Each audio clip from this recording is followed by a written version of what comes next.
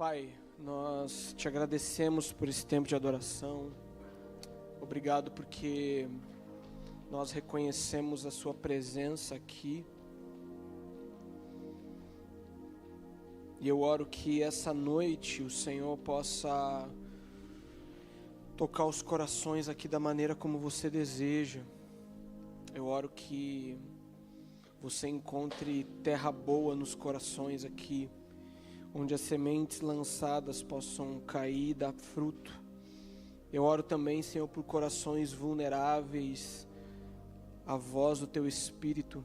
Eu oro essa noite também para que o nosso espírito, a nossa alma e o nosso corpo estejam submissos ao Seu Espírito. Eu oro essa noite por uma renovação de mente.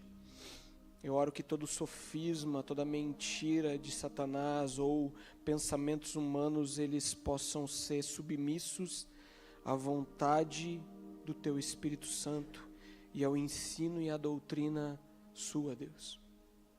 Em nome de Jesus, quebra as fortalezas da mente e que hoje nós possamos sair daqui com mais algumas construções baseadas naquilo que o Senhor quer para nós, para a sua igreja e para o seu plano eterno.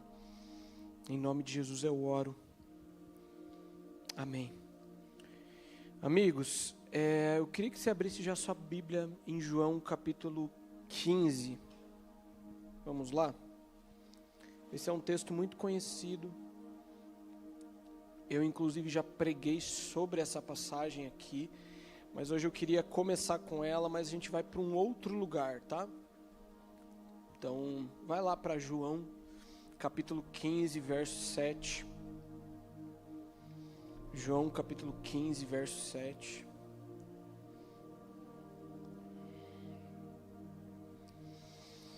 O texto bíblico diz o seguinte: se vocês permanecerem em mim, e as minhas palavras permanecerem em vocês, pedirão o que quiserem, e será concedido. Esse texto aqui, ele faz parte da parábola, o João 15 fala da videira verdadeira, e que nós somos os ramos, e esse texto fala sobre o nosso relacionamento com Deus, e como nós fomos enxertados nesse lugar. Algumas semanas atrás, eu preguei sobre sacerdócio aqui, eu não sei se vocês estavam, mas a obra de Cristo na cruz, ela fez com que nós deixássemos de ser inimigos de Deus e entrássemos para a família de Deus, amém? E nós fomos enxertados. E esse texto fala sobre essa videira. E é interessante que esse texto ele traz, eu não sei se você pensa a mesma coisa que eu, mas esse texto traz uma crise para nós. Sabe por quê? Ele fala assim: se vocês permanecerem em mim, e minhas palavras permanecerem em vocês, pedirão o que quiserem e será concedido. Daí a pergunta que você faz, talvez para você mesmo, é: por que não está acontecendo? Por que eu estou pedindo muita coisa e não está acontecendo?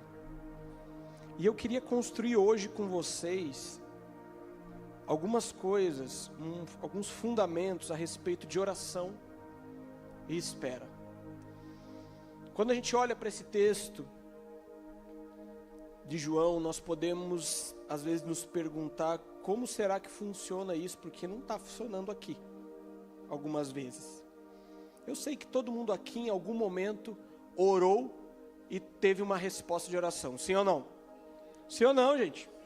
Se você não me conhece, eu sou um cara meio carente, então responda-me. Amém? Amém? Glória a Deus, aleluia. Então, todo mundo aqui já teve uma resposta de oração, mas também, eu creio que a grande maioria aqui está esperando por alguma coisa. Teve alguma palavra, está orando a respeito de alguma coisa específica e está aguardando aí. E talvez quando a gente olha para esse texto, a gente pode ser inundado de uma incredulidade horrorosa, assim. porque mostra que a nossa fé muitas vezes ela é frágil. E como eu disse aqui, às vezes a gente pergunta, por que comigo não está acontecendo? E esse tipo de questionamento pode mostrar, além de uma fé frágil, uma falta de confiança no que a palavra está dizendo. E nas entrelinhas e nos nossos pensamentos mais secretos, nós estamos chamando Deus de mentiroso. E é pesado isso. Então, a gente precisa fazer algumas perguntas para esse texto, e eu só estou dando uma introdução aqui. E eu quero dizer o seguinte, que Deus não mente, amém? Olhe para a pessoa que está do teu lado, eu sei que você ama fazer isso. Você está esperando essa parte. Olhe para a pessoa que está do teu lado e fale assim, Deus não mente. Agora continua, se tem algum problema, esse problema é comigo, ok? Beleza? Então nós vamos construir algumas coisas aqui. Vocês estavam muito animados para essa parte, aleluia. Deixa eu pôr o meu relógio aqui, senão a gente vai ficar até meia-noite. É verdade, Deus. Só um minutinho, gente. De manhã, o pessoal do Ministério Infantil até ficou surpreso, assim, que toda vez que eu prego, eles têm que levar as crianças lá fora, dar a volta na quadra, porque não tem mais atividade para fazer. Mas vamos lá. Perguntas que a gente precisa fazer para esse texto é que o que é permanecer em mim, né? E João capítulo 15, verso 10, e eu estou só dando uma introduzida, tá? Então eu quero que vocês prestem atenção. Se vocês obedecerem os meus mandamentos, permanecerão no meu amor, assim como tenho obedecido aos mandamentos do meu Pai e permaneço no amor dele. Então, Cristo está falando aqui de um lugar de obediência. Assim como eu obedeço o meu Pai e permaneço nele, vocês obedecendo as minhas palavras, vocês permanecerão em mim. Certo? Concordo comigo? Estão aí? E a outra pergunta que a gente precisa fazer é o que significa minhas palavras permanecerem em vocês? Isso fala da Bíblia. Fala a Bíblia. A palavra de Deus. Então, se as minhas palavras permanecerem em vocês e vocês obedecerem a elas, vocês permanecerão no meu amor. Então, nós estamos falando aqui de um lugar de obediência e relacionamento. Para eu saber quais palavras são essas, eu preciso me relacionar com Deus. Para eu entender o que Ele quer ou qual é a sua vontade para que eu o obedeça, eu preciso de um lugar de relacionamento. Então, nós vamos falar aqui de relacionamento e obediência. E eu queria mais uma vez repetir que o que nós vamos tratar hoje aqui, a partir do primeiro ponto que nós vamos falar agora, são fundamentos. A ideia aqui não é ser exaustivo na explicação ou trazer todos os pontos e fundamentos possíveis. Nós estamos entrando numa parte introdutória a respeito de oração e espera. Por que isso? Nós estamos prestes a entrar em 40 dias de jejum e oração, e a ideia é que hoje a gente comece com essa parte introdutória e nos próximos cultos nós possamos dar continuidade ao tema oração e jejum e etc. Beleza?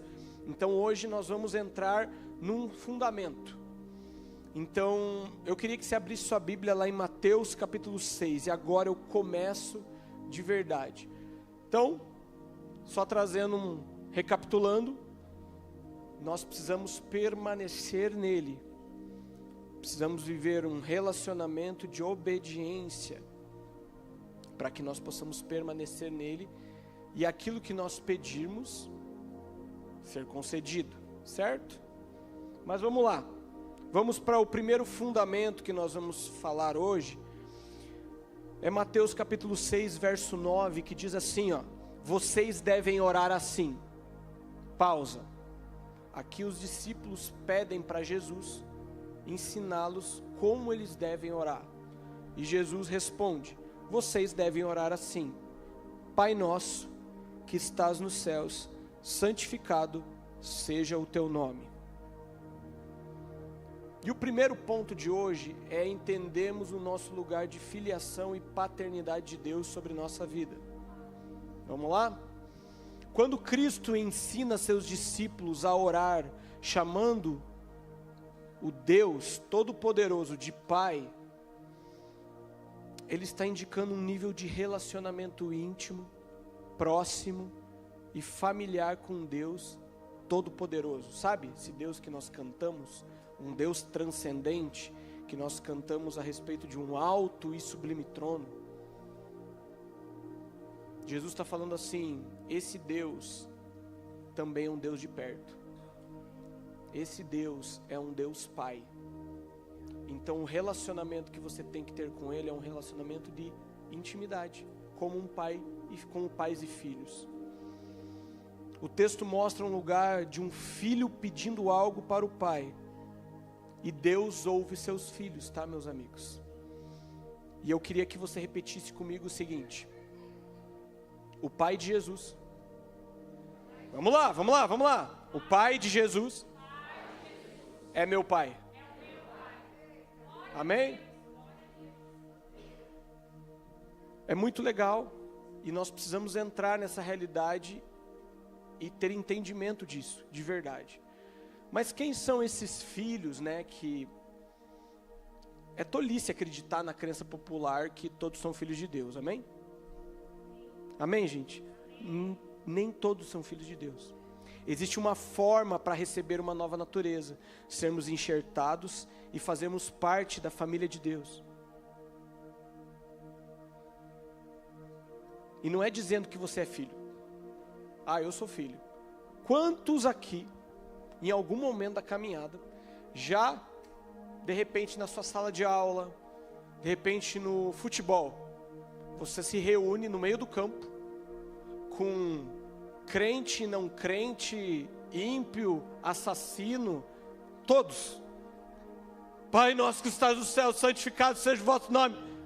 Já viram isso? Já aconteceu com vocês? Não com assassino, Diego, mas tá tudo bem. Beleza? Tranquilo? Aqueles que estão chamando Deus de Pai nesse momento, eles são filhos? Se eles não são cristãos? Não. Então dizer Pai Nosso não significa que Deus é seu Pai. Gálatas capítulo 3, vai lá comigo. Então nós estamos em fundamentos, tá, meus amigos? Gálatas capítulo 3, verso 26 e 27, vai lá comigo. Olha o que a Bíblia diz a respeito de quem são os filhos. Todos vocês são filhos de Deus por meio da fé em Cristo Jesus. Pois os que em Cristo foram batizados, vestiram-se de Cristo. 1 João capítulo 5, se você quiser anotar, verso 1 diz assim: todo aquele que crê que Jesus é o Cristo, é nascido de novo. E quem ama aquele que o gerou, ama também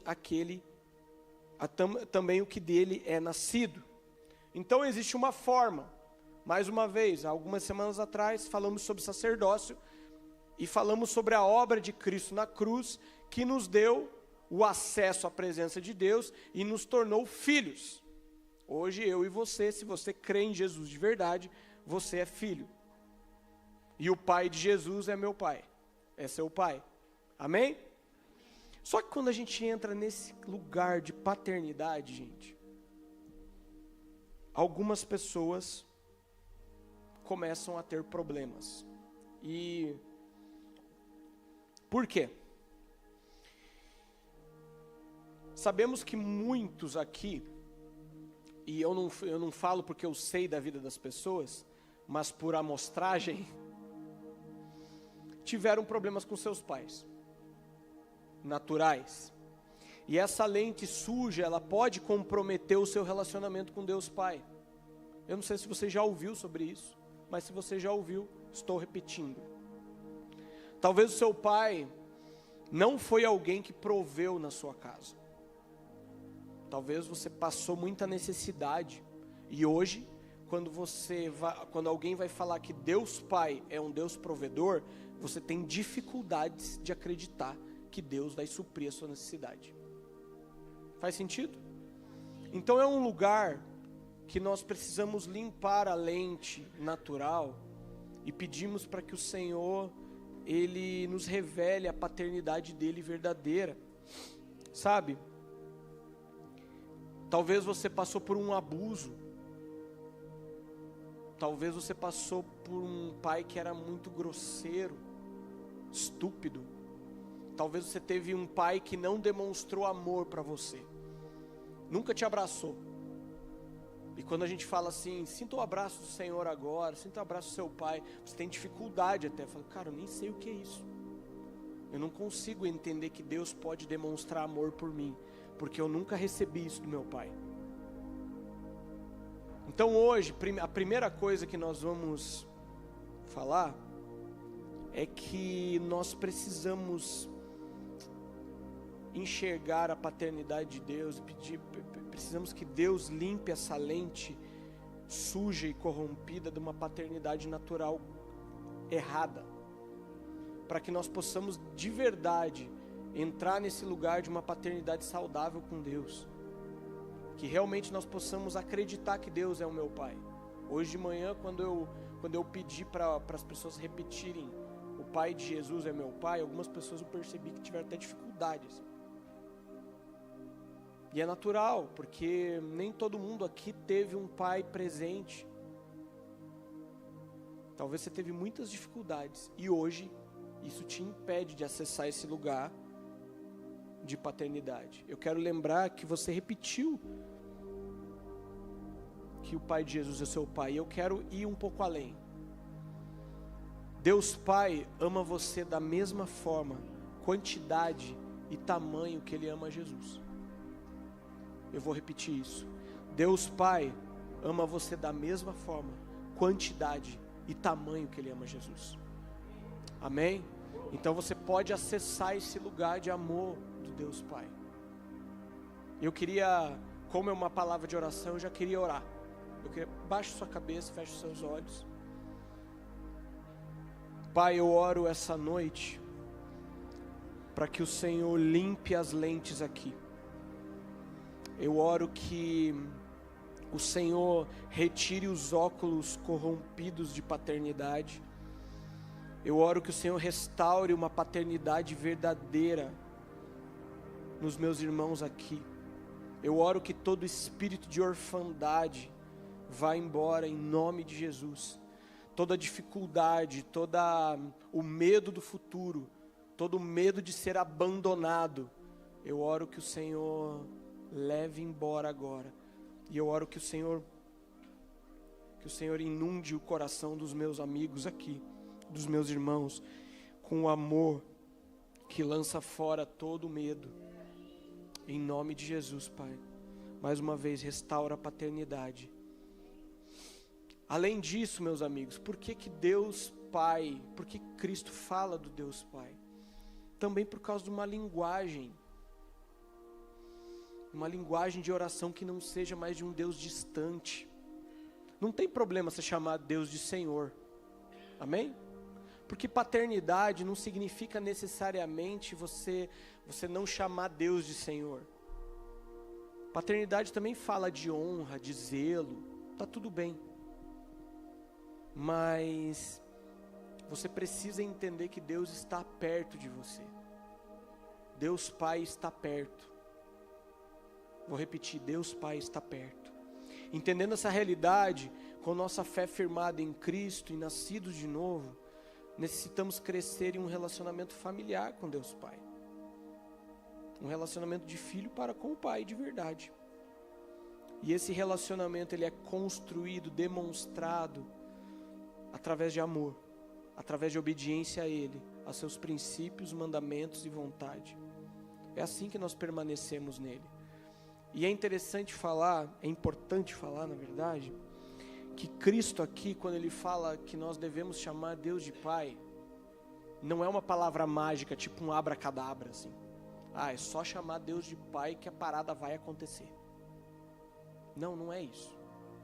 É você entender uma realidade de relacionamento. Repita comigo, oração é relacionamento. Amém?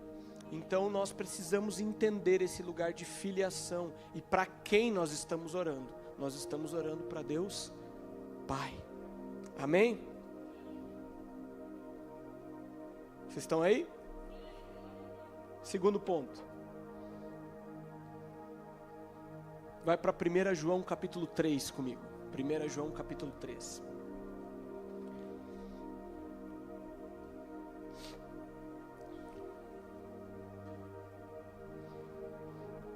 Além de entendermos esse lugar da paternidade de Deus,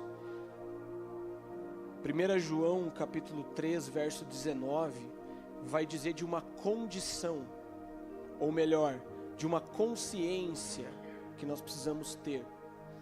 Olha só o que diz 1 João capítulo 3, verso 19 a 22. Diz assim: desta forma sabemos que somos da verdade, e tranquilizaremos o nosso coração diante dele. Se o nosso coração nos condena, Deus é maior do que o nosso coração e sabe de todas as coisas. Agora preste atenção nessa frase. Amados, se o nosso coração não nos condena, temos confiança diante de Deus e dele recebemos tudo o que pedimos, porque obedecemos aos seus mandamentos e fazemos o que lhe agrada. Os que obedecem aos seus mandamentos permanecem em Deus e Deus permanece neles.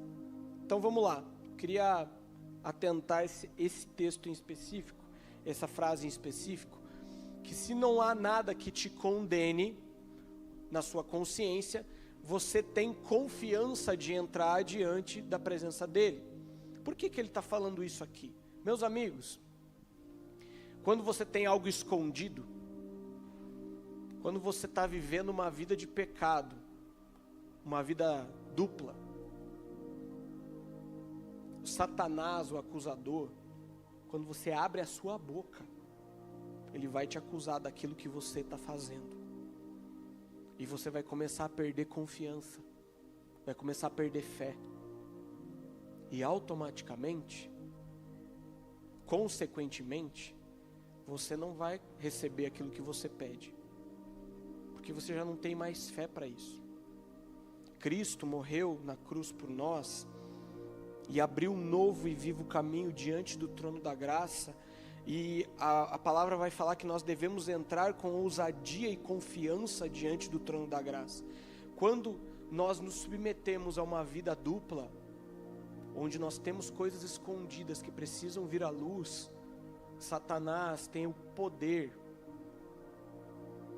de nos acusar, e nós vamos perdendo essa confiança, e logo logo nós já não temos mais respostas de oração. E é interessante que o texto de João 15, da parábola da videira, vai falar, verso 2 e 3, vai falar assim: ele poda, ou melhor, ele corta todo ramo que estando em mim não der fruto, e poda todo aquele que der fruto, para que dê mais fruto ainda. Vocês já estão limpos pela palavra que tenho falado. Vamos lá? Por que ele poda e por que eles já estão limpos? Quando nós entendemos o sacrifício de Cristo na cruz e caminhamos diante dessa verdade, quando aceitamos a Cristo, como caminhamos nessa verdade, existe uma santificação inicial, onde Deus limpa os nossos pecados e nós começamos a caminhar como cristãos, somos enxertados, somos parte da família de Deus. Só que daí por diante, nós começamos uma santificação progressiva, onde a poda e a limpeza faz parte, dia após dia. Kinner, no seu comentário do Novo Testamento, ele vai dizer o seguinte a respeito da poda: o termo aqui usado para podar significa normalmente limpar. Apesar do termo ser relacionado à pureza cerimonial, tanto nos textos gregos como nos judaicos, ele também se aplica à purificação do coração. Então as motivações, como eu estou orando, o que está no meu coração hoje? Eu preciso confessar algo, eu preciso que algo venha à luz. qual é a motivação das minhas orações? 1 João capítulo 1, verso 9, só precisa anotar, se você quiser anote. Se confessarmos os nossos pecados, Ele é fiel e justo para perdoar os nossos pecados e nos purificar de toda injustiça. Todo mundo conhece esse texto. E daí a gente vai para Tiago, capítulo 5, verso 16. Abre lá para mim.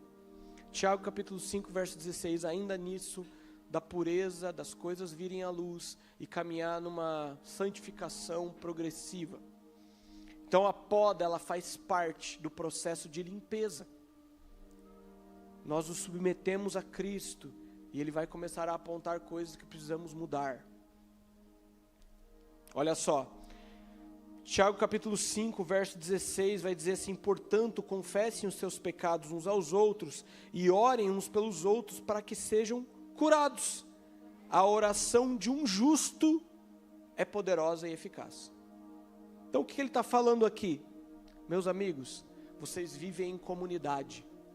Confessem os seus pecados uns aos outros. Tragam à luz as coisas que estão no seu coração. Caminhem na luz, pois a oração do justo, que está no processo, está se santificando, ela é poderosa e eficaz. Agora, se nós olharmos para o outro lado da história, se eu não ando desse jeito, é natural que a minha oração também seja ineficaz. Então nós precisamos caminhar em comunidade, precisamos caminhar uns com os outros, abrindo nosso coração, abrindo a nossa vida. Obviamente, tá? Eu estou falando aqui com pessoas maduras ou não, mas eu quero, se você não é maduro, não abre teus pecados para todo mundo, tá? Escolha uma pessoa de confiança, um líder, um discipulador, um amigo mais chegado que irmão, onde você pode abrir o seu coração, confessar pecado, para que você seja curado e tudo esteja na luz e a sua oração seja eficaz, como a oração de um justo. Amém? É interessante que, ainda dentro disso, desse contexto de estar com uma consciência livre ou estar na luz, Pedro, em sua carta, vai orientar os maridos, por exemplo. Vai lá para 1 Pedro capítulo 3. Essa é a hora que as mulheres amam, que a gente vai bater nos homens. Aleluia. Dá glória aí, homens. Glória. Aleluia. Ainda dentro desse contexto de santificação, pureza, 1 Pedro capítulo 3, verso 7, vai dizer assim: maridos, vocês igualmente vivam a vida comum do lar com discernimento, dando honra à esposa, por ser a parte mais frágil, e por ser coerdeira da mesma graça da vida. Agindo assim, as orações de vocês não serão interrompidas. Olhe que texto forte. Pedro vai orientar o marido a honrar a esposa como vaso mais frágil. E a advertência vem logo após: caso isso não aconteça, suas orações elas podem ser interrompidas. Ou seja, Deus não ouvirá ou não responderá, não importa. O importante é que ela vai ser interrompida. E olha só, gente, quantas famílias talvez hoje estejam com problemas nessa questão. Talvez o cabeça da casa, que nós acreditamos aqui que todos são sacerdotes, amém? Então não existe o sumo sacerdote da casa, tá? Todos são sacerdotes, sua esposa, seus filhos, você, mas você é o cabeça da casa, você traz direção. Quantas famílias que talvez a oração do cabeça do lar está interrompida pela falta do cumprimento desse princípio? Você não está tratando sua esposa como ela merece ser tratada, ou como ela deve ser tratada. E as suas orações parece que não passam do teto. E daí você quer vir aqui na frente, pedir uma oração para o pastor, para que tudo vá bem na sua vida. Amém? Dá glória aí. Amém, gente? E além disso, eu queria que você fosse lá para Salmo 26, verso 1, porque Davi já entendia isso. Vai lá em Salmo 26, verso 1. Então nós ainda estamos falando dessa condição de uma consciência livre na luz. Olha só o que Davi fala. Salmo 26, verso 1. Faz-me justiça, Senhor, pois tenho vivido com integridade. Tenho confiado no Senhor sem vacilar. Sonda-me e prova-me. Examina o meu coração e a minha mente, pois o teu amor leal está sempre diante de mim e continuamente sigo a tua fidelidade. Olha só, Davi clama por justiça a Deus e ele fala assim: Deus, eu estou vivendo com integridade. Alguém disse assim, ou diz assim: eu recorro ao Supremo Tribunal Celestial, né? E é bem isso que ele está fazendo. Fala assim: Deus, eu vivo com integridade. Mas mesmo assim, ele continua o texto falando assim: som do meu coração, som da minha mente. Sabe por quê, gente? Porque a gente pode estar errando e a gente não sabe.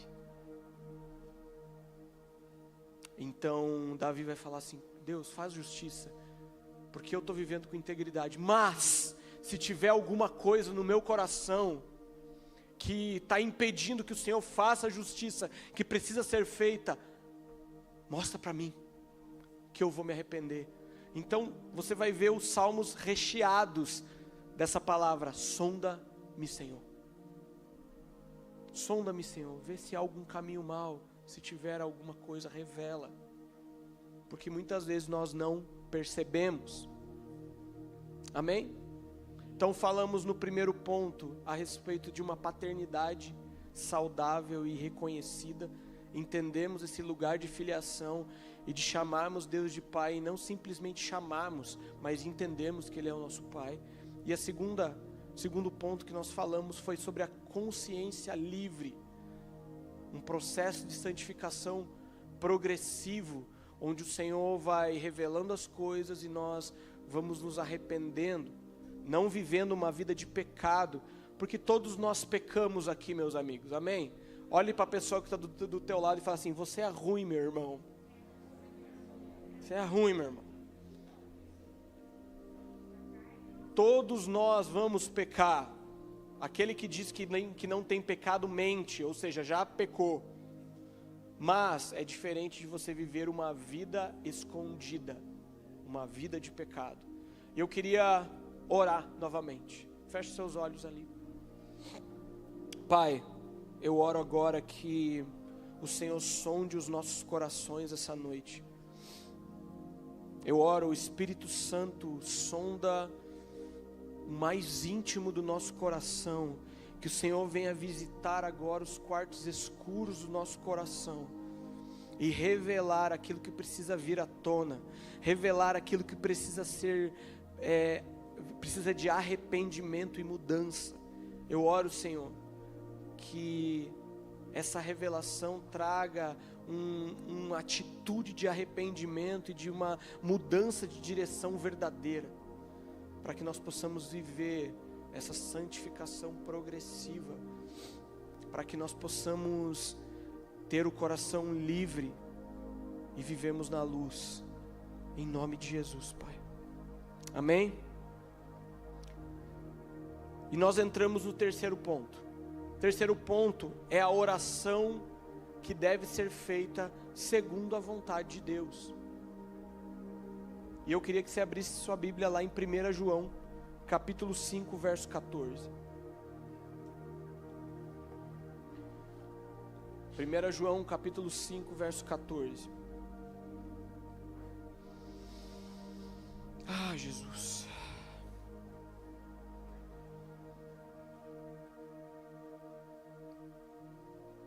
Diz assim o texto bíblico: esta é a confiança que temos ao nos aproximar de Deus.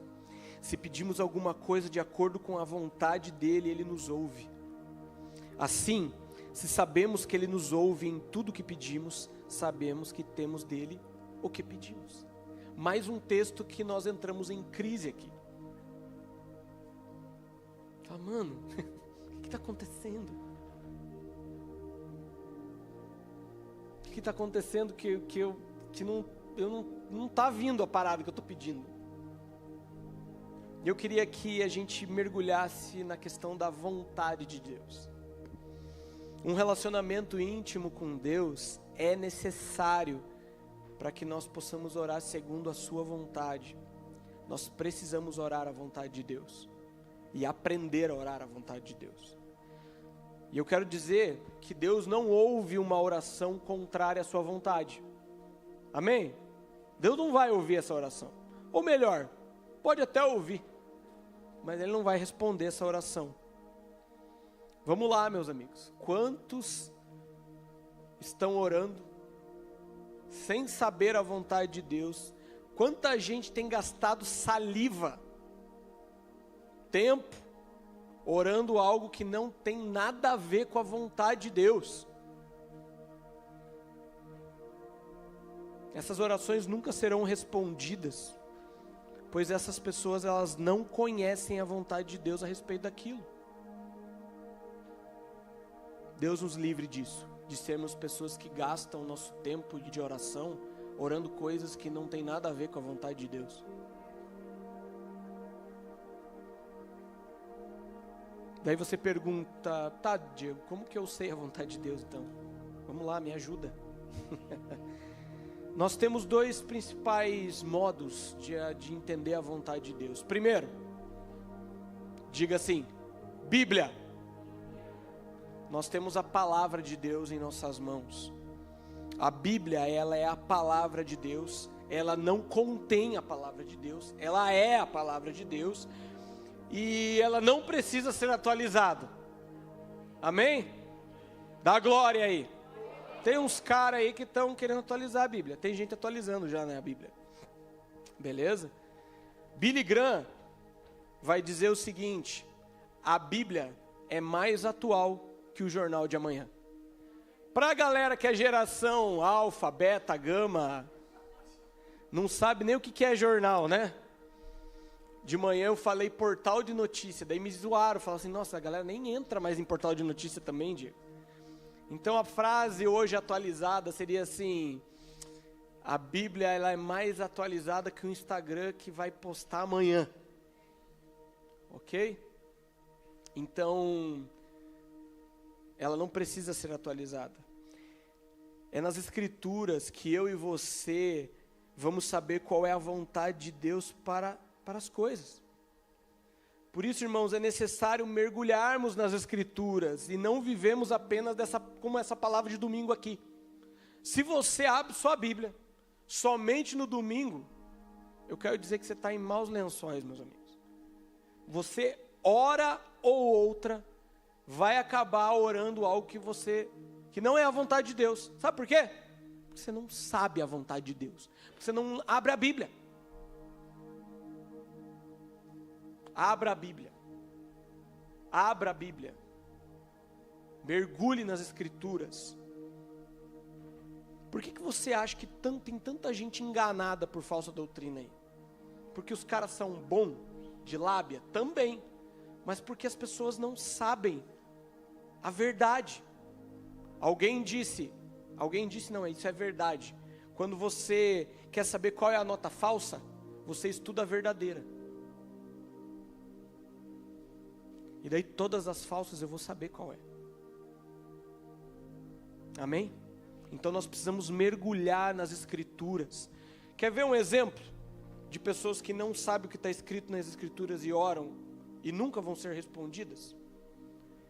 Quem é solteiro aí, levanta a mão. Levanta a mão aí, levanta a mão. Levanta a mão aí, levanta a mão solteiro, vamos lá. Solteiros e solteiras, levantem a mão. Vamos distribuir binóculos, brincadeira. Brincadeira, tá? É verdade, binóculo nem é do tempo deles, né? Tinha um programa, vamos lá. Tinha um programa, vou fazer um parênteses aqui bem grande. Para você que é mais novinho, tinha um programa chamado Em Nome do Amor. E o saudoso Silvio Santos, que Deus o tenha, era judeu, né? Acho que foi pro céu, brincadeira. Saudoso Silvio Santos organizava os casais lá e tinha um momento que ele distribuía binóculos. E daí os homens ficavam de um lado e as mulheres do outro, eles ficavam com o binóculo assim, ó. Mano, que horrível, né, mano? Meu Deus do céu. Enfim, fecha parênteses. Vamos lá, volta pra cá. Ai. Vamos lá. Se você é solteiro, talvez você... Quer ver um solteiro orando? Ele vai orar a respeito de uma pessoa. E esse cara está gastando dias em oração por uma pessoa que não é crente, que não é cristã, para saber, orando a Deus, Deus, é para eu casar com essa pessoa? Me dá um sinal, Senhor. Daí o cara cria 1 milhão de coisas. Ah, se alguém abrir a porta, se alguém fechar a porta, se o carro passar, se o próximo carro for azul, se for vermelho. Ele cria 1 milhão de misticismos em cima do negócio. Só que, se ele conhecesse a Bíblia, está lá escrito assim: não se põe em julgo desigual com o descrente. Ponto. Está lá a vontade de Deus. Você não precisa saber se o próximo carro é vermelho. Amém? Vocês entenderam? Esse é apenas um exemplo bem pequenininho de orações inúteis, que você gasta sua vida orando, e para você aquilo é importante. Mas se você abrisse a Bíblia, você já teria a resposta. Então, para nós sabermos a vontade de Deus, nós abrimos a Bíblia primeiro. Amém? Essa é uma igreja bíblica. E é interessante que até o próprio Davi cai nisso também. Davi vai lá, vamos pegar a arca, vamos. Puxa, os filisteus carregaram a arca e foi bem rápido, em cima de bois. Vamos fazer desse jeito. Davi põe a arca sobre o carro de bois e todo mundo sabe o que acontece no final. Você já ouviu isso? Os bois tropeçam, Uzá põe a mão na arca e morre. Ok? Daí Davi fala assim: oxi, o que está acontecendo? Daí Davi tem uma ideia genial: vamos ver o que Deus pensa a respeito disso. E daí Davi vai lá estudar e ver como que eu deveria carregar a arca. Então, meus amigos, vamos lá, que a gente não precise matar os Uzás aí,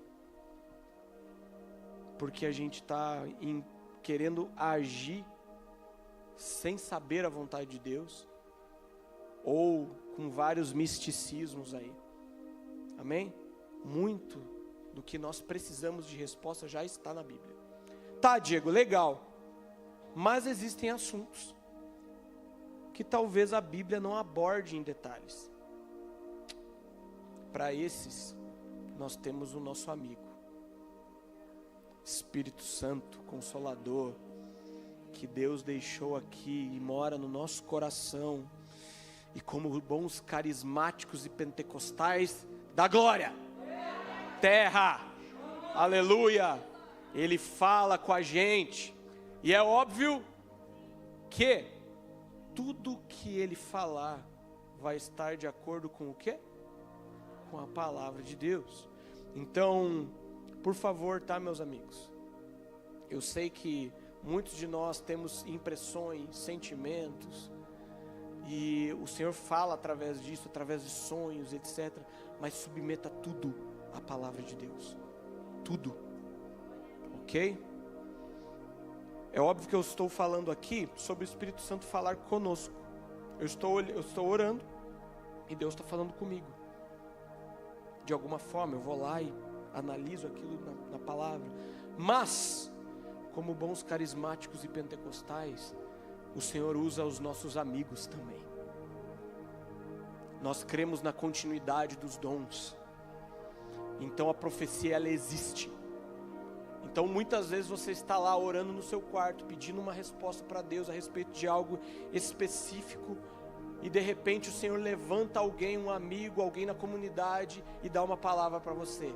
Isso precisa ser submetido à palavra de Deus e também a julgamento no teu espírito. A palavra, essa profecia, ela nasce para ser julgada. Profecias, palavras de conhecimento, palavras de sabedoria, esses dons servem para a igreja, para a comunidade. Se você é um profeta, se você se move em profecia, palavra de conhecimento, isso não é para você, isso é para o outro. E nós precisamos entender que o Espírito Santo fala a respeito. E nós precisamos, obviamente, julgar também, segundo a sua palavra. Amém? Vocês já sabem, o Farley já falou inúmeras vezes aqui, a respeito que nós estamos há mais de um ano caminhando com um time profético aqui, que é para servir a comunidade, para que nós possamos usar, usar ficou uma palavra meio ruim, mas que possamos desfrutar, muito obrigado, desfrutar desses dons que o Senhor tem dado a cada um de nós aqui, servindo a comunidade, edificando cada um aqui, amém? Então, obviamente, não vai ficar só nesse time profético, a ideia é que nós possamos ensinar, construir isso juntos como igreja, para que possamos ser uma igreja que ouve o Senhor e obedece, amém? Então falamos sobre as Escrituras e falamos sobre termos relacionamento com o Espírito, mas além disso, nós precisamos aprender a pedir da maneira correta. E eu queria que você fosse lá para Tiago capítulo 4, vamos lá?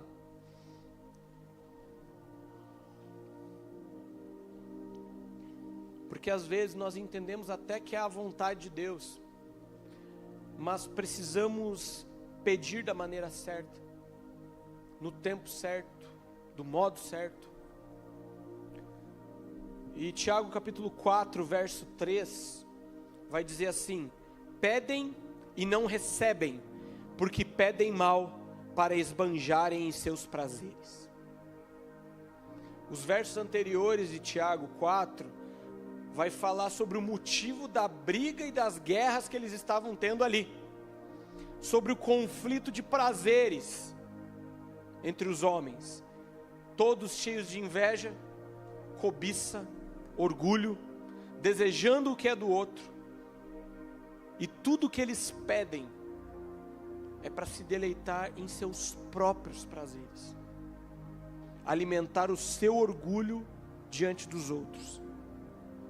E o texto continua no verso 6, falando assim: Deus se opõe aos orgulhosos, mas concede graças aos humildes. Eu não quero Deus se opondo a mim. Você quer? Não. C.S. Lewis tem uma frase a respeito do orgulho, e eu quero que você preste atenção nessa frase. Eu vou ler aqui para vocês. O orgulho não se satisfaz em ter uma coisa, mas em tê-la em quantidade maior do que a dos outros. Dizemos que as pessoas se orgulham de ser ricas, espertas ou bonitas, mas isso não é verdade. Elas têm orgulho de serem mais ricas, mais espertas ou mais bonitas que os outros. Se todos fossem igualmente ricos, ou inteligentes, ou bonitos, não existiria motivo para orgulho. Então a verdade, meus amigos, é que o nosso coração é corrupto, cheio de orgulho, cheio de inveja. Vamos lá, vamos abrir um parênteses aqui. Você abre sua rede social, eu já falei isso aqui algumas vezes, e você roda a vida dos outros. Vida dos outros, vida dos outros, vida dos outros. Comprou uma casa. Que bênção, aleluia. Daí você chama alguém na casa. Olha, você viu, amor? Comprou uma casa. Que bênção. Continua. Nossa, mas comprou um carro também. Tá vendendo droga? Já começa a julgar o irmão. Certo? Grama mais verde, grama mais verde, grama mais verde. Aquilo vai inundando seu coração de inveja. E sabe, vamos lá, meus amigos. Vamos ser bem transparentes. Por que nós postamos algo na rede social? Diego, é porque eu quero evangelizar o meu amigo. Amém, glória a Deus. Não quero julgar o motivo do seu coração. Mas vamos lá, gente, ninguém posta que está comendo macarrão com vina. Hoje meu almoço, macarrão com salsicha. Não, gente, você posta coisas legais, coisas bonitas. Por quê, gente? Vamos lá, só no teu coração aí. Vaidade. Eu quero que o outro vá lá e curta a minha foto do meu carro novo, da minha casa nova. Diego, mas é que eu quero compartilhar com os meus amigos, com os seus 1.500.000 amigos no Instagram, que todos você conhece. Meus amigos, o nosso coração é corrupto. E nós pedimos as coisas e muitas vezes nós não recebemos porque queremos nos esbanjar, nos deleitar nos nossos prazeres. Nós queremos uma casa porque queremos mostrar para as pessoas que nós temos uma casa nova. Vamos lá, vou me expor. Por que eu posto foto minha tocando no louvor? Porque aquela foto estava bonita. Vamos lá, gente. Vaidade. Tá? E eu tô sendo muito nu e cru aqui. Ok? Não, mas eu posto. Daí você posta pensando assim: quem me viu passar na prova e não me ajudou. Vai ver essa foto agora, vai morrer de inveja.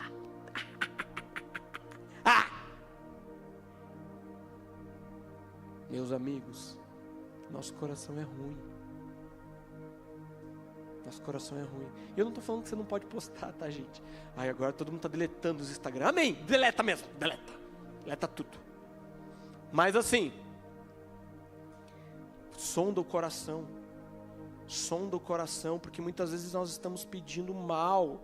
Olha só, o verso 7 e 8 vai dizer assim: portanto sujeitem-se a Deus, mas resistam ao diabo, ele fugirá de vós. Cheguem perto de Deus e ele chegará a vocês. Olha, relacionamento íntimo. Limpem as mãos, pecadores. E vocês que são indecisos, purifiquem o seu coração. Mais uma vez a gente faz a conexão entre a pureza do coração e das suas motivações e a vontade de Deus para as coisas e o relacionamento íntimo com o seu pai. Sabe, o pai é aquele que, puxando um gancho lá, o pai é aquele que você, quando você está mentindo, ele flagra assim. Ele olha para você e fala assim: você está mentindo, né, mano? O pai é aquele que reconhece, que percebe. E não é só pai crente não, tá? Porque tem também os pai crente, né? Pentecostal, que revela o pecado antes de saber, assim, né? Mas assim,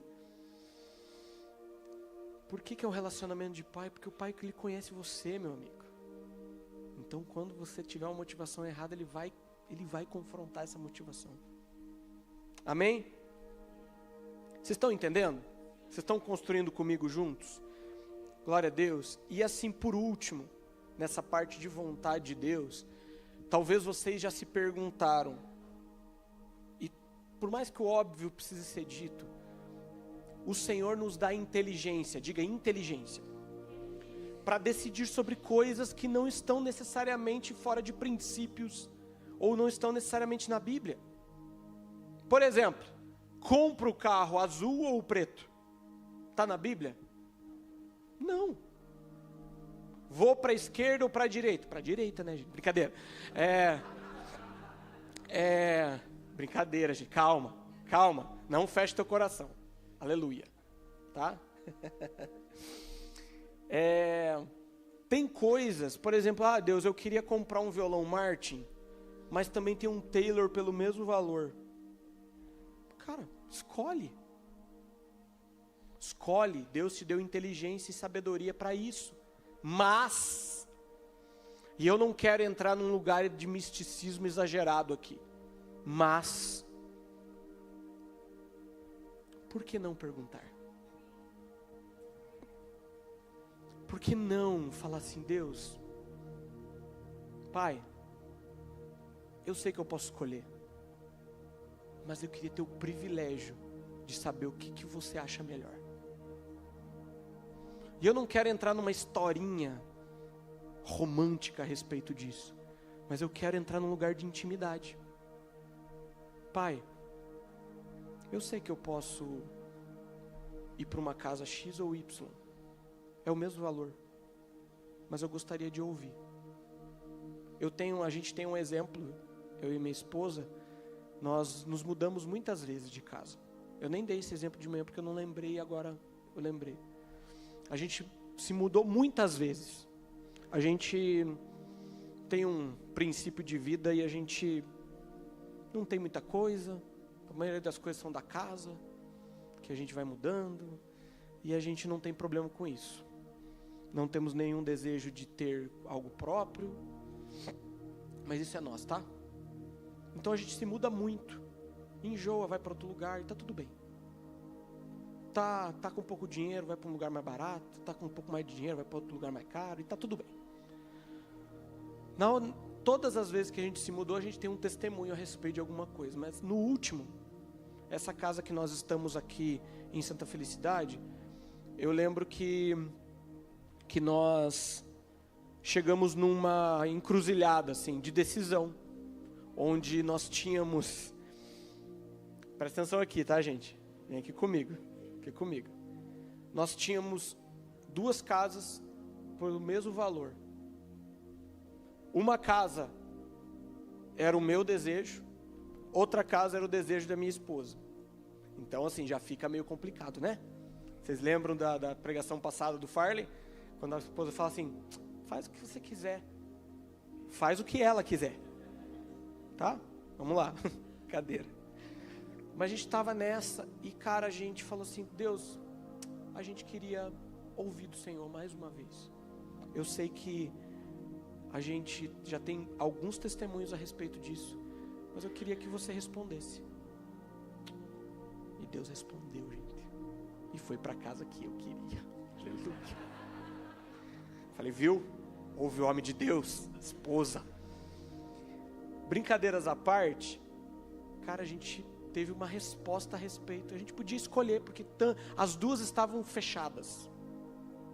E Deus falou. E cara, foi muito específico a resposta. Então Deus responde. Diz assim, Deus responde também.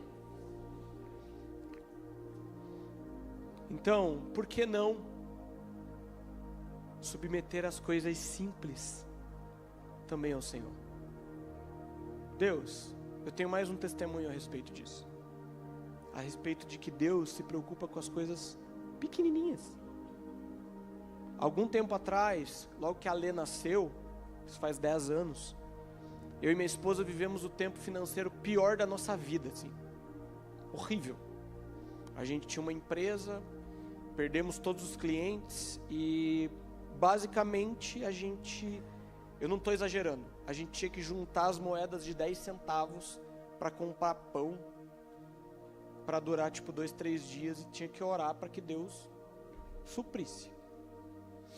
Então a gente teve várias situações do tipo, a gente dar o último mamar para minha filha, para Letícia, e falar, Deus, não tem dinheiro, alguém vai ter que fazer alguma coisa. E a gente experimentou muitos milagres financeiros nessa parte. A comunidade, os irmãos, cara, muita coisa aconteceu. Depois a gente senta, a gente pode conversar um dia de mesa assim. Mas eu lembro de uma oração simples que eu fiz. Por conta da situação financeira, eu vendi todos os meus equipamentos de som, assim, porque eu tocava guitarra antes. O Alessandro lembra dessa época? Eu tocava guitarra e ministrava louvor com guitarra. Eu não era um guitarrista, gente. Eu era tipo um guitarreiro, ok? Então assim, eu tocava e eu era meio rock and roll, assim. Só que eu vendi tudo que eu tinha e sobrou só a minha guitarra. que era uma guitarra que eu tinha ido para os Estados Unidos. Falei, cara, não vou vender isso aqui porque eu peguei muito barata. Mas queimei tudo, vendi tudo. E eu fazia o meu devocional com a guitarra desplugada. Então eu ia pro meu quarto, Paty lembra disso, eu ia pro meu quarto com a guitarra sem amplificador, e quem tem guitarra sabe que não faz som nenhum. E eu fazia o meu devocional daquele jeito. E eu morava num condomínio daqueles de clube, sabe? Aqueles condomínio clube que cada bloco tem um CEP de tão longe que as coisas, sabe? Eu lembro que a gente estava saindo um dia a gente saiu e a gente estava atravessando o estacionamento. Mano, demorava tipo uns 10 minutos pra gente chegar no carro. E eu e a Paty trocando uma ideia, assim, e a Lê com a gente e tal, e tal, isso aqui. Daí eu falei assim, puxa, Paty, eu tava descendo uma escada, eu lembro, puxa, eu queria muito, sabe aqueles violãozinhos bem furrepa? Sabe aqueles violão nylon, bem simprão assim? Só para eu ter meu momento devocional com Deus. Eu falo, Deus, puxa, o Senhor podia levantar alguém para me dar e tal. Eu lembro que eu fiz essa oração com a Paty ali na hora, andando assim, sabe aquela oração que você está fazendo assim? Puxa, Deus, podia rolar isso daí, né? À noite, isso era na hora do almoço, à noite a gente encontrou um casal amigo nosso. E a gente entrou na casa da família deles e tinha um violão em cima da mesa. E como todo bom músico, você pega o violão e já vai afinar, né? Blém, blém, blém, blém, pam, pam, pam, pam, pam, pam, brum, dá o acorde. E falava, opa, tá afinado. Daí comecei a tocar. E daí esse meu amigo chegou pra mim e falou assim, cara, esse violão aí eu comprei pra minha esposa. Mas, cara, ela nunca vingou. Pega pra você. Meus amigos, eu quase caí para trás. Minhas pernas amoleceu assim na hora. Porque eu lembrei na hora de ter orado, tipo assim, de manhã a respeito daquilo. Eu lembro que eu entrei no carro com a Paty e falei, meu Deus do céu, o que foi isso? Tipo assim, muito específico. Exatamente o violão de nylon, exatamente o violão preto, porque eu gosto de preto, né? Não sei se vocês perceberam. Mas, cara, muito legal. Então, Deus se preocupa com as mínimas coisas, amém? Ele ouve as orações mais simples, amém? Glória a Deus. E continuando, então nós falamos aqui, paternidade, falamos de uma consciência livre, falamos sobre orarmos à vontade de Deus e orarmos da maneira correta. E eu queria que você fosse para João capítulo 14 agora. João capítulo 14.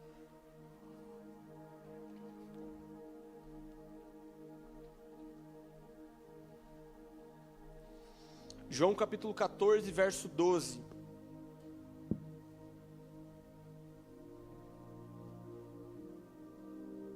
Diz assim a palavra de Jesus. Ou melhor, palavra... isso aí. Vamos lá. Diz o seguinte, em verdade lhes digo que aquele que crê em mim fará também as obras que faço. Aleluia.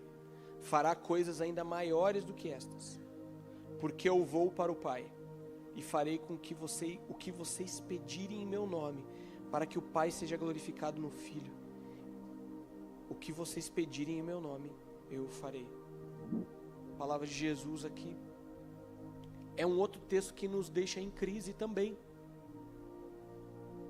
Como assim? O texto é incrível.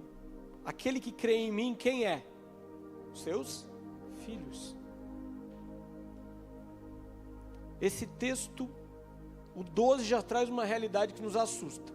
Faremos as mesmas obras ou ainda maiores. Daí você automaticamente vem o meme da Nazaré, né? Cara, maiores. Vamos lá, né? E no verso 13, um assombro. Eu vou fazer o que vocês pedirem em meu nome. Cristo está dizendo assim, estou lhe dando uma autoridade. Aonde o que vocês pedirem em meu nome eu farei. Pausa. A gente não está falando da loucura da teologia da prosperidade. Ok? pede a BMW que Deus vai te dar porque você é filho do rei. Cala a boca. Amém? Não, não é sobre isso. Vamos lá? Nós estamos numa construção. Aquele que entende a sua filiação, aquele que crê que Cristo é o Messias, aquele que foi enxertado, aquele que está na família de Deus, entendendo a paternidade e a sua filiação, para quem ele está orando, aquele que tem a sua consciência limpa, ok?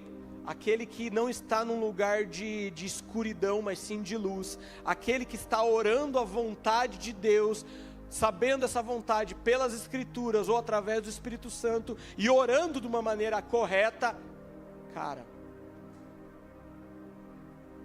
Jesus está falando assim, cara, você tem autoridade, que eu estou te dando, e eu vou repetir isso, uma oração que vem de alguém que entendeu sua filiação e relacionamento com o Pai, que vive uma vida íntegra sem coisas ocultas, e sabe a vontade de Deus e ora segundo essa vontade descoberta nas Escrituras e através do Espírito Santo, tem autoridade para orar em nome de Jesus, e a resposta dessa oração é para que o Pai seja glorificado.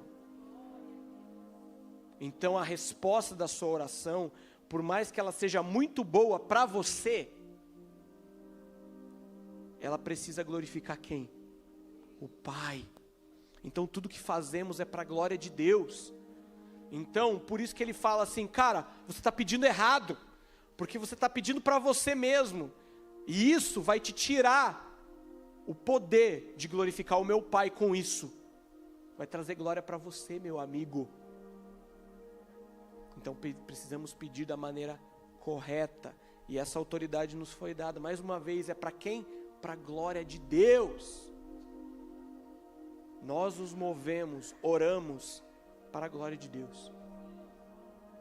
Beleza. E agora eu estou indo para o final de verdade. Glória a Deus. 1 hora, olha só que bênção.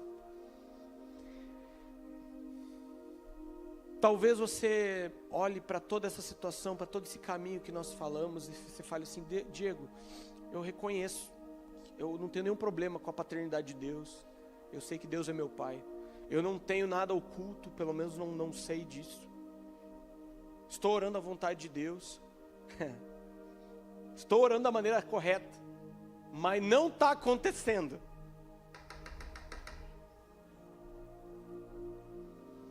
Algumas orações, meus amigos, elas vão ser respondidas imediatamente, rapidamente. Outras, não tanto. Quer ver um exemplo disso? Vamos lá, falei hoje de manhã sobre isso. Qual é a vontade de Deus para uma pessoa doente? Cura, sim ou não? Sim ou não? Pelas suas pisaduras nós fomos sarados. Agora você ora pelas pessoas, uma é curada e uma não é curada. E aí? Falta de fé da pessoa? Mas aí eu prefiro ser um pouco calvinista. Deus é soberano. Deus sabe de todas as coisas. Amém?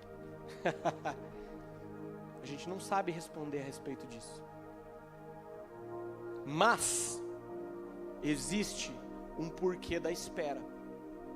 Talvez, como eu disse no início, muitos de vocês estão esperando respostas de oração aí. Talvez durante toda essa palavra você percebeu que não entende um lugar de paternidade. Talvez você percebeu que tem coisas ocultas que talvez esteja impedindo uma oração de um justo. Talvez você percebeu que não desconhece a vontade de Deus a respeito de determinado assunto e por isso não está orando da maneira correta. Mas, primeiro, não espere que suas orações sejam respondidas imediatamente. Existem orações que Deus vai responder rapidamente ou não, como eu disse. Sabe por quê? Porque isso faz parte do processo de Deus conosco. Para que a gente amadureça e possamos aprender a esperar com paciência no Senhor. Nesse processo de espera, meu e seu, o Senhor nos corrige, o Senhor disciplina nossas vidas. Nesse processo nós crescemos, para que essa resposta que nós esperamos não chegue em hora inoportuna como uma herança antes do tempo. Salmo 41, que muita gente aqui conhece por causa do Cavá, da palavra do Farley: esperei com paciência pelo Senhor, Ele se voltou para mim e ouviu o meu clamor. Esperei com paciência. E existe uma questão de maturidade versus resposta de oração. Quer ver? Eu gosto dos exemplos simples. Minha filha tem 10 anos e ela começa a pedir para mim um carro. Ok? Um carro.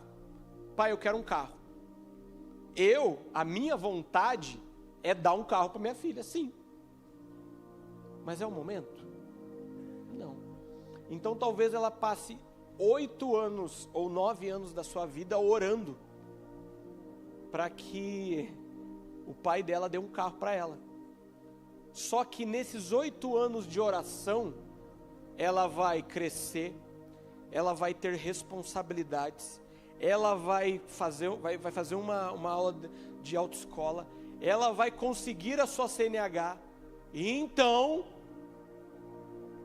uau, resposta de oração.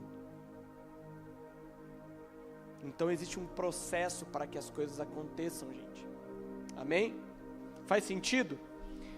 Então Tozer vai dar um exemplo no seu livro Cultivando o Diálogo com Deus, que ele fala assim: se Deus quer um pintinho, Deus ele vai fazer a galinha botar o ovo, se assentar em cima dos ovos e ficar esperando até o pintinho nascer. Então Deus é um Deus de processos, meus amigos. Amém? Está fazendo sentido? Só que esse processo não pode nos desanimar.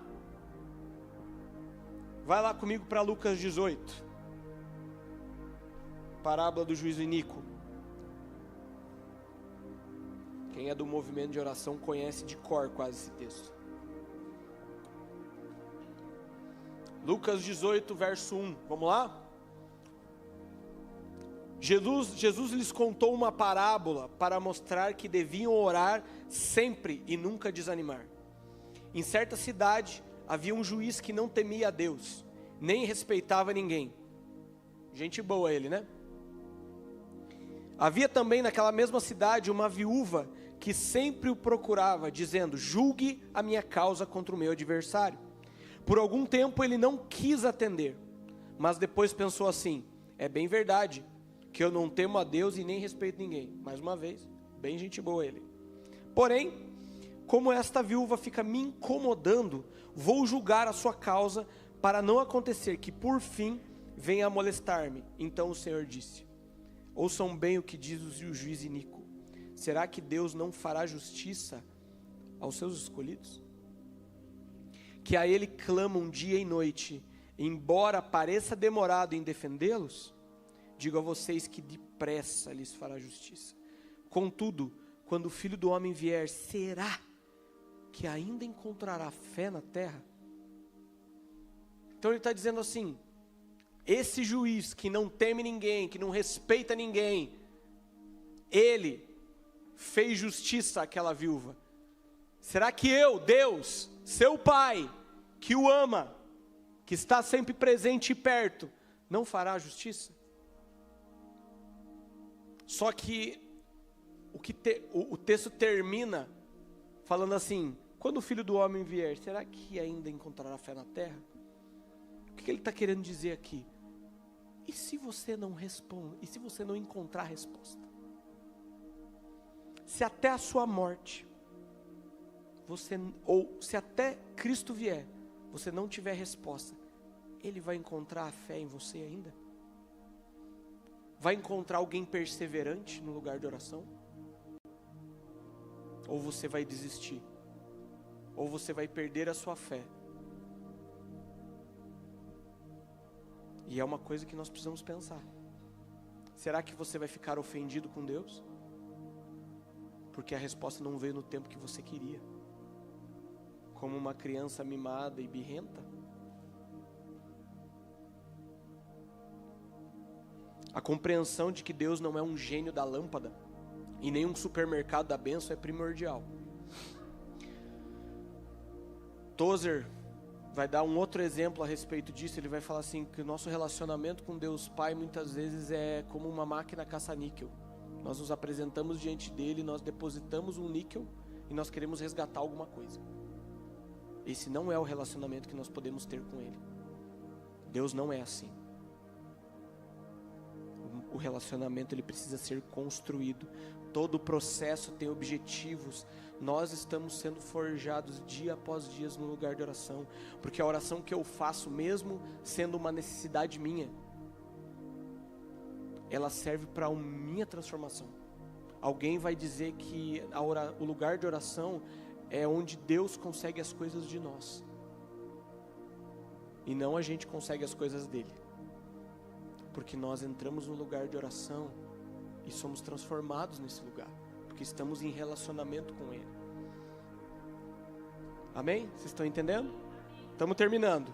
Mateus 7, versos 7 a 11, vai dizer assim: peçam e será dado a vocês, busque e vocês encontrarão, batam e a porta será aberta a vocês, pois todo aquele que pede recebe, o que busca encontra, aquele que bate a porta será aberta. Qual o homem no meio de vocês que, se o filho pedir pão, lhe dará uma pedra? Ou se pedir peixe, lhe dará uma cobra? Portanto, se vocês, apesar de serem maus, sabem dar boas dádivas ou boas coisas aos seus filhos, quanto mais o Pai que está nos céus dará coisas boas aos que lhe pedirem. O Pai ama responder orações feitas segundo a sua vontade. Porém, a gente precisa compreender que a oração, por mais que ela seja iniciada, construída muitas vezes em cima de uma necessidade nossa, a sua finalidade real é relacionamento. Lembra que nós falamos no início? Oração é relacionamento. Por isso existe essa beleza da espera. Existe uma beleza na espera. Diego, você não sabe quanto tempo eu estou esperando. Mas existe uma beleza na espera. E nós precisamos encontrar essa beleza na espera. Nós aprendemos a ouvir a Deus nesse tempo. Nós crescemos no relacionamento com Ele. E cumprimos em todo esse processo da espera a vontade primordial de Deus para o homem, que é relacionamento com Deus e família. Nós permanecemos nele e ele em nós no lugar de oração, em obediência à sua vontade como filhos amados. Então existe uma beleza na espera. E eu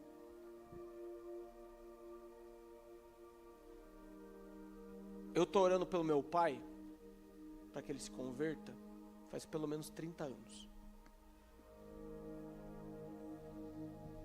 E eu continuo orando, gente. Quando eu tenho a oportunidade, eu falo de Jesus para ele. Mas eu continuo orando.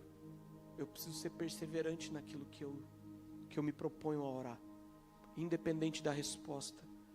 Porque cada vez que eu entro no lugar de oração, seja para orar por ele, ou seja para orar por uma causa pessoal minha, ou seja para orar sobre um outro irmão, o Senhor está me moldando, o Senhor está me transformando.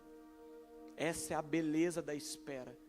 O Senhor, por mais que nós entremos nesse lugar muitas vezes por uma necessidade, nós permanecemos nesse lugar por relacionamento. Quando lemos Hebreus, e agora eu estou terminando, Hebreus 11, que é a galeria dos homens, dos heróis da fé, nós entendemos um pouco da espera, pois compreendemos que nós fazemos parte de uma pequena parte do que está acontecendo no plano eterno de Deus. Nós somos aperfeiçoados. Você vai ler Hebreus 11 e você vai ver diversos heróis da fé que foram reconhecidos por aquilo que responderam a Deus. Diversos. Depois pega lá e lê tudo. Você fala assim, mano, esses caras são sinistros. Só que olha como termina Hebreus 11. Todos estes receberam um bom testemunho por meio da fé. No entanto, nenhum deles recebeu o que havia sido prometido. Porque Deus havia planejado algo melhor para nós. a fim de que eles não fossem aperfeiçoados sem nós. Então, no plano eterno de Deus, a espera é aperfeiçoamento. Todos esses homens não receberam a resposta para que eles não fossem aperfeiçoados sem nós, e nós não fôssemos aperfeiçoados sem eles. No grande plano eterno de Deus, da sua família, todos estão sendo aperfeiçoados, na espera por uma resposta, por algo que você está pedindo, permanecendo e perseverando no lugar de oração, sabendo que Deus é um Deus Pai, entendendo que precisamos viver nesses processos a poda, a santificação, entendendo que dia após dia nós vamos conhecendo cada vez mais a vontade do Senhor, aprendendo a pedir da maneira correta e confiando num Deus que não demora, não erra, não mente, e que nós estamos sendo aperfeiçoados dia após dia na beleza da espera. Amém? Faz sentido, gente? Vocês recebem essa palavra? Finalizamos então, e eu queria fazer uma última oração a respeito disso. Eu não vou fazer nenhum apelo, mas eu queria orar mais uma vez. Você pode fechar os seus olhos? Pai, muito obrigado por esse tempo. Eu tentei expressar da melhor maneira possível esses fundamentos, ainda que introdutório a respeito de oração, Senhor, mas fundamentos tão específicos e pontuais em nossa vida. E eu oro essa noite, mais uma vez eu repito, que os meus irmãos aqui e eu possamos mergulhar nesse lugar de paternidade verdadeira. Eu oro que aqueles que foram abusados, aqueles que de alguma forma a paternidade, ela não foi uma paternidade que mostrava Deus verdadeiro, aqueles que de alguma forma talvez nessa paternidade, Senhor, não foram amados como deveriam, hoje vivem uma vida cheia de inseguranças porque não acreditam que o Senhor pode suprir as suas necessidades. Tem medo do Senhor porque tinham medo do Pai. Eu oro, Senhor, envolve cada um deles no seu amor e restaura a visão de uma paternidade verdadeira, mostrando quem você é de verdade. Que dia após dia os meus irmãos aqui possam experimentar um Deus Pai presente, que possamos mergulhar num relacionamento íntimo de pai e filho, onde sabemos que pedimos e o Senhor nos ouve. Eu oro também, Senhor, essa noite, para que o Teu Espírito Santo sonde cada coração aqui, mais uma vez entrando em cada quarto escuro, em cada dificuldade. Nós não estamos aqui para tacar pedra em ninguém, nós não estamos aqui para acusar ninguém, nós estamos aqui para que Teu Espírito Santo sonde os nossos corações e traga a verdade à tona, traga a luz aonde há escuridão, retirando toda e qualquer injustiça, todo e qualquer pecado escondido. Eu oro também que o Teu Espírito corrija a rota do nosso coração quanto às nossas motivações nas nossas orações. Eu oro também, Pai, que nós possamos ter fome e sede pela Sua palavra. Que ao levantar pela manhã, Senhor, não seja o celular que nós peguemos, mas seja a Sua palavra. Que possamos mergulhar nela dia e noite, em nome de Jesus, para entender quem você é, conhecer quem você é e a Sua vontade. Eu oro também por cada irmão aqui, por mim, que o Senhor nos dê sensibilidade e consciência da presença do Teu Espírito em todo o tempo, para que possamos ser direcionados e guiados por Ele, entendendo também a Sua vontade em situações onde a Bíblia não é tão clara, mas que vocês não divergem. Eu oro que sejamos realmente revestidos da autoridade de Jesus. E por último, Senhor, eu oro que cada um de nós aqui nessa noite possamos encontrar a beleza da espera. A beleza da espera pela resposta. Porque, como diz no seu evangelho sinótico, de Mateus 7 ali, o Senhor fala que quanto mais o Pai não lhes dará o Espírito Santo. Então nós entendemos que o nosso maior presente não são as coisas desse mundo.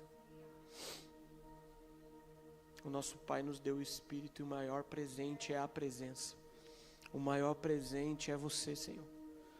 O maior presente é você, Senhor. O maior presente é você. Então nos faz usufruir, nos deleitar na espera, conhecendo o Senhor, nos relacionando contigo. E a resposta dessa oração, que nós tanto pedimos e estamos perseverando, ela seja apenas um mimo do Senhor, diante de toda a grandeza do conhecimento de quem você é. Não permita que as nossas respostas de oração se tornem ídolos em nossas vidas.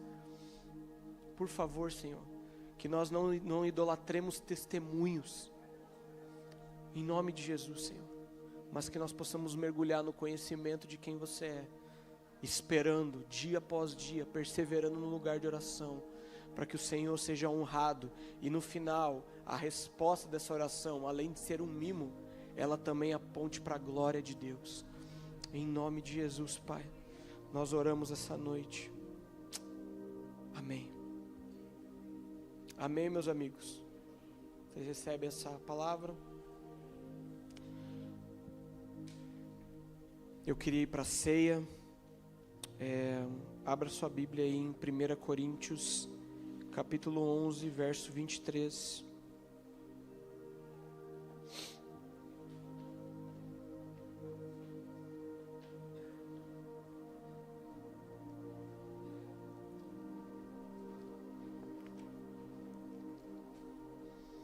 Primeira Coríntios capítulo 11, verso 23.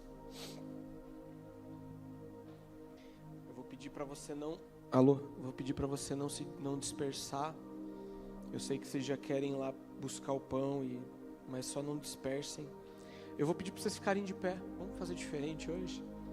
Fiquem de pé. Aleluia. 1 Coríntios capítulo 11, verso 23 diz assim: pois eu lhes transmiti aquilo que recebi do Senhor. Na noite que o Senhor Jesus foi traído, ele tomou o pão, agradeceu a Deus, partiu e disse: este é o meu corpo, que é entregue por vocês. Façam isto em memória de mim. Da mesma forma, depois da ceia, tomou o cálice e disse: este cálice é a nova aliança confirmada com o meu sangue. Façam isto em memória de mim, sempre que o beberem. Porque cada vez que vocês comem desse pão e bebem desse cálice, anunciam a morte do Senhor até que Ele venha. Assim, quem come do pão ou bebe do cálice do Senhor indignamente é culpado de pecar contra o corpo e o sangue do Senhor. Portanto, examinem-se antes de comer o pão e beber do cálice, pois se comem do pão ou bebem do cálice sem honrar o corpo de Cristo, comem e bebem julgamento contra si mesmos. Por isso, muitos de vocês estão fracos, doentes e alguns até adormeceram. Se examinássemos a nós mesmos, não seríamos julgados dessa maneira, mas quando somos julgados pelo Senhor, estamos sendo disciplinados para que não sejamos condenados com o mundo. Portanto, meus irmãos, quando se reunirem para comer, esperem uns pelos outros. Se estiverem com fome, comam em casa, a fim de não trazer julgamento sobre si ao se reunirem. Amém? Eu vou dar algumas orientações. Quando vocês forem buscar os pães e o cálice, você vai encontrar um pão grande, tá? É para que você divida com o seu irmão, parta o pão e divida com ele, amém? Então, se você está com a sua living aqui, com a sua família, se reúnem em família, partam o pão, tá? Bebam do cálice, amém? Ninguém ceia sozinho. Se você vê alguém perto de você sozinho, traga para sua roda. E mais uma orientação, o texto vai falar que muitos, por não discernir o corpo, estão fracos e doentes, e muitos até adormeceram ou morreram. Nós cremos que se nós discernirmos o corpo, nós podemos orar e essas pessoas serem curadas, amém? Então, qual que é a instrução? Na sua roda, pergunte se tem alguém doente e ore por ela, amém? Esse é o momento para você congregar, para você partir o pão e orar pelo seu irmão, amém? Vamos orar. Senhor, obrigado por esse pão, obrigado por esse cálice, obrigado, Senhor, pelo teu sacrifício lá na cruz, obrigado pelo teu amor, obrigado, Senhor, e mais uma vez nós relembramos tudo aquilo que o Senhor fez por nós, e nós somos gratos, que nós possamos responder a esse amor de forma adequada, de forma devida, em nome de Jesus, Pai. Nós te amamos, Jesus. Nós abençoamos os cálices, nós abençoamos os pães, para a glória de Deus. Amém. Meus amigos, depois que vocês cearem, estão liberados. Uma boa semana para todos. Deus abençoe. Em nome de Jesus. Amém.